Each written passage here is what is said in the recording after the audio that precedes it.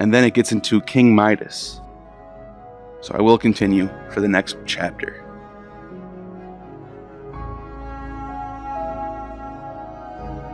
The punishment of the maenads. Bacchus, however, was angry at losing the priest of his mysteries. By the way, Bacchus is Dionysius. That's a Latin version of the name Dionysius. And would not allow the crime of his murder to go unpunished. There in the forest where all the Thracian women would taken, part in outrage, at once he tried them in twisted tree roots. Attacking each one at the point where she'd stopped her pursuit, he extended her toes and forced the extremities down into solid earth. Imagine a bird which has caught her leg in a crafty bird catcher's hidden snare and knows that she's trapped. Imagine her flapping her wings in terror and drawing the cord of the noose ever tighter. So when a woman was struck on her own with her feet embedded, she tried in a panic to pull herself free, but the supple roots had her tight in the clutches of held her down and struggled to jump out. Desperately searching to find her toes and her toenails, she saw that bark was creeping over the slender calves. As she tried to beat on her thigh to express her grief and frustration, her fist's power struck upon wood, her breast then turned into wood, and as soon as her shoulders were wood, you'd suppose that her outstretched arms were genuine branches. Indeed, you'd be perfectly right in supposing it.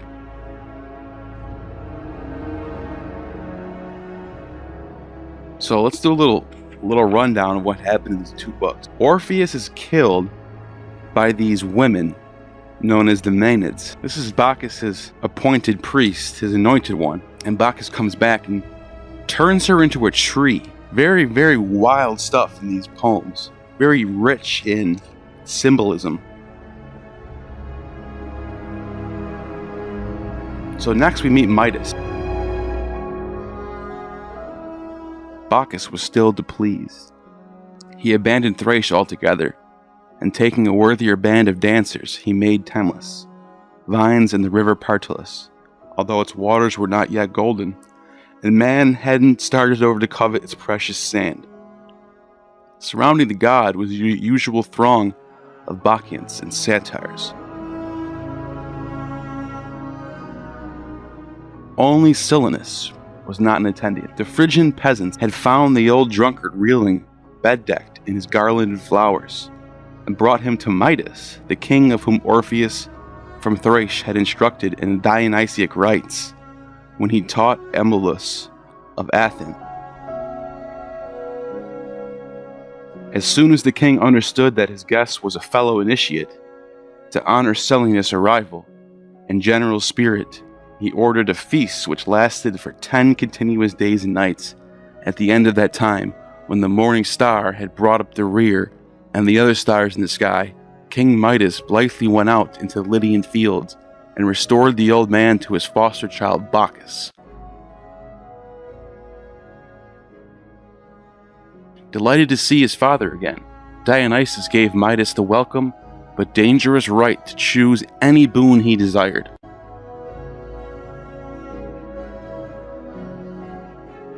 The king, not one to employ such a gift very sensibly, answered, "Grant that whatever I touch with my body may turn to gold." Bacchus agreed to this wish and gave its asker power, which would prove its downfall, so that the king hadn't choose more wisely. Midas departed in high delight with his bane of a present, and put the gifts to the test at once by touching some objects. Passing an oak with a low boughs, but certainly pulled as a leafy twig, the twig and its foliage turned to gold. He lifted a stone from the ground that also became pure gold. He touched a clod. The power in his fingers converted the soft earth into a hard nugget. Plucking the ears in ripe cornfield, he reaped a harvest of gold. He picked an apple and held it, a present from the Hesperides garden. He rested his hands on the doors of the lofty palace. The doors appeared to be glowing. Again, if he has washed his hands in the running water, The shower he shook from his fingers might well be seduced fair Danae's virtue, gold. A world full of gold, he exclaimed. His mind could barely contain his hopes. As he gloated, his servants laid him a table piled with the choicest meats and loaves of bread in abundance. That was the moment of truth, when Midas hungrily touched the bread with his fingers, serious gifts grew rigidly hard, or he attempted to tear some meat in his greedy teeth, he found he was uselessly crunching on wafers of yellowish metal. He mixed fresh water with wine, the god who had granted his wish, but all that entered his throat was a trickle of molten gold. Stunned by this turn of events, now wealthy but desolate, Midas longed to escape from his riches and loathed the thing that he had prayed for.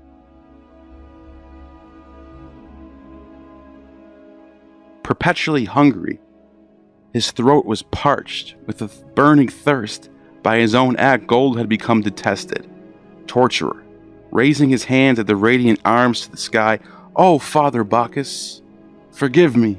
I know I have sinned, but pity my plight and rescue me now from the curse that seduced me." The gods can be kind. So Bacchus, when Midas admitted his error, canceled the gift he had faithfully yielded and cured the affliction. "So that you needn't remain," he said, "encased in the gold, you desire so unwisely to proceed to the river that flows by the mighty city of Sardis. Follow the ridge of the bank upstream and travel along until you come to Paklis' source. Plunge your head in the foaming spring where it gushes most strongly, and purge your guilt as you cleanse your body." The king went up. Sounds like a baptism, the Dionysian baptism. You see all these rites being applied in these texts. Pay attention to those things. "And purge your guilt as you cleanse your body." The king went up to the water as bidden.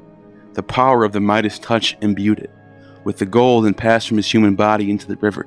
The vein is now old, but the particles still flood over the fields, to harden the soil with gold to dye to earth clods yellow. Disgusted by wealth, King Midas haunted the fields and the forests, worshipping Pan, who always inhabits the mountain caves. But his wits remained in obtuse forever. Moreover, his utter stupidity once again was destined to prove his downfall. You've heard of Tmolus, the rocky mountain which steeply ascends to a wide view over the straits, with the range extending as far as Sardis up north, in the south to a tiny Hypatia, where Pan was boasting about his piping skills to the lissom nymphs as he practiced the easy tune on his wax-bound reeds. He dared to disparage Apollo's playing compared with his own, and entered an ill-matched competition with Tmolus as judge. The venerable judge assumed his seat on the mountain he ruled, and brushed the trees away from his ears. His dark green ringlets were only wreathed with foliage of oak, acorns dangling around his temples then, with a glance at the god of the flocks. He said, "I am ready." So Pan performed on his rustic pipes, and his barbarous strains entranced the ears of Midas, who chanced to be there when he played. When his piece was finished, Tmolus solemnly turned his head to Apollo's direction and did his forest. Phoebus was crowned and wreath of Parnassian blay on his golden hair, and he swept the ground on his mantle Tyrian purple. His lyre was richly inlaid with jewels of Indian ivory. Holding the instrument from his left hand, plectrum in right, and struck a pose of a maestro, and then he plucked at the strings with his practiced thumb, till Tmolus, enthralled by the beautiful music, notified Pan that the pipes must yield the palm to the lyre. All agreed that was judgment pronounced at the sacred mountain. Only Midas challenged the verdict and called it unfair. Apollo couldn't allow such intensive ears to preserve the human appearance. He lengthened them out, he filled them with shaggy gray hairs, he made them floppy and able to waggle their tips. The rest of King Midas belonged but to a man. His other members remained intact, but he wore the ears of a lumbering donkey. Needless to say, he was anxious to hide them and tried to undo the effect of his shameful appendage by wearing a purple tiara. But sadly, the servant who cut his hair was bound to notice the shocking additions. Although the barber was itching to broadcast what he had seen, he hadn't the nerve to betray his master. Unable, however, to keep the secret all to himself, he slipped away and dug a hole in the ground, and whispered inside, "King Midas has ass's ears." He then reshoveled the soil into the empty hole to bury all trace of his words and quietly vanish, but soon a close-packed cluster of quivering reeds began to grow on the spot and said, after a year of ripening, gave the planter away. In the breeze from the south they would rustle and whistle the buried words, "King Midas has ass's ears."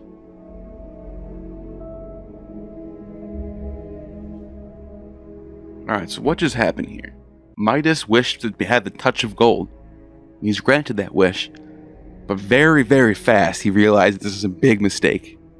He can't even eat food. Like, it's just a horrible thing to do. And he realizes that wisdom grows deeper than just looking for riches and wealth. So what happens next is he's told to dip into the river and be washed away from his sins by Dionysius. And he does this. So as he's walking away from this river, he sees Apollo and Pan having a contest. And the judge is Mount Tmolus. And the judge declares Apollo the winner. And it's a musical contest. And Midas was able to hear the musical contest as he was down there. But he eavesdrops and he thinks that Pan should have won. So even Apollo is saying, "You have the ears of an ass." Apollo makes sure that everyone is aware of this right off the bat by transforming Midas's ears into donkey ears. So now he looks even more like a fool. When I read this, I'm looking at Midas like myself. There's bigger things in life. There's more important things to worry about if I just worried about if I can get rich. And then there's the second aspect of it where he washes away from his sins and now he wants to be the judge of everything. So he just gets redeemed from his sin, right? He gets born again, and immediately after he's born again, he wants to judge everybody else. You notice that? No, Apollo should have won that. No, Pan should have won that. And he's immediately rebuked and saying, "Dude, shut up. You have donkey ears." I think it's great. I think it's genius. I think this is an amazing piece of literature.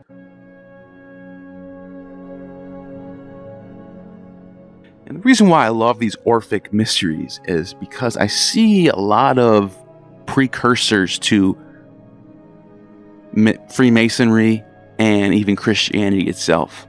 And it's very fascinating. So this is a topic that I'm going to keep on